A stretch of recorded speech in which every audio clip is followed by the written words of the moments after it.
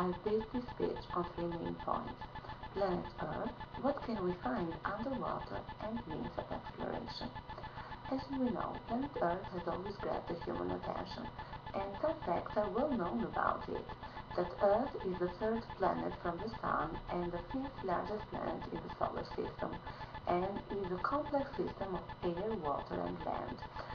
Today I'd like to share with you some interesting facts about the element water and the mysteries hidden beneath the sea.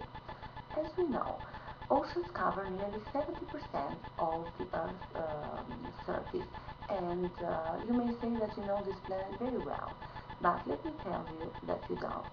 We have explored only 5% of what's on the water, and today I'd like to share with you some interesting facts about that. All of you know corals, and probably most of you have seen them when they have been in a at a tropical beach. Corals are an amazing place to go, full of life, with big animals, small animals, sharks, whales, and a lot of other creatures. But what you probably don't know is that underwater there are volcanic eruptions. Most volcanoes on Earth are at the bottom of the sea, nearly 80% of them, and we have fires inside the ocean, and the rocks actually turn into liquid, so thus creating waves. And we say that nothing can live there, but even in the darkest places we can find life. And every time that we go down with our submarine, we always find something surprising or startling or revolutionary. We see ponds of water surrounded by cliffs and sandy beaches, and lakes and rivers beneath the water. A second significant discovery is the Mount Range.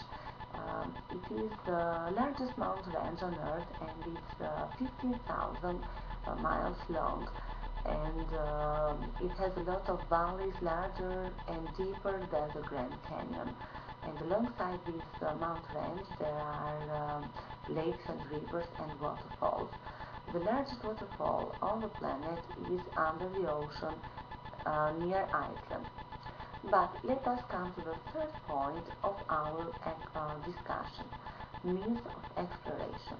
To explore, you've got to have the right equipment, the technology, the talent, and of course a group of willing people ready to help. Because you are going to stay 10 hours alone, and it takes 2.5 hours to sink down at the bottom of the sea. And we expect that nothing could live there, but we found out some amazing creatures living there. There were some kind of jellies and some vampire squids. Remember, the oceans are really important to us. 7 billion of people live on Earth, and their life is directly affected by the oceans. So because the oceans control the air we breathe, the water we drink, and the food we eat. So far, we have only explored 5% of underwater life, but there is still much work to be done. I hope that this speech will give you new eyes to see our planet differently and make attempts to explore it thoroughly.